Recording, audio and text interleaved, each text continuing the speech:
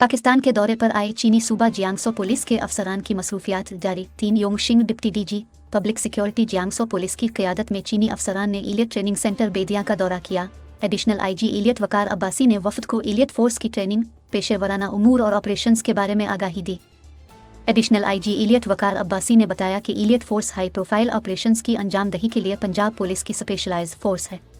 Elliot के जाबाज दहशतगर्दों, खतरनाक मुजरिमान के कला कमा का मिशन सर अंजाम दे रहे हैं।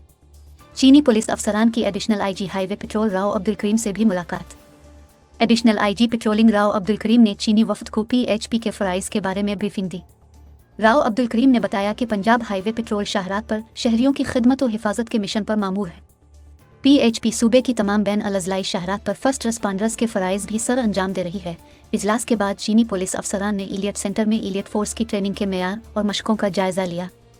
इलियट एहलकारों ने एमरजेंसी सूरत हाल में वीवीआईपीज़ प्रोटेक्शन, कराटे, फिजिकल फाइट और फायरिंग प्रैक्टिस का मुजाहरा किया। चीनी पुलिस अफसरान ने इलियट के ज़ेर इस्तेमाल असलहा और दीगर जदीद वसाइल का मुआयना भी किया।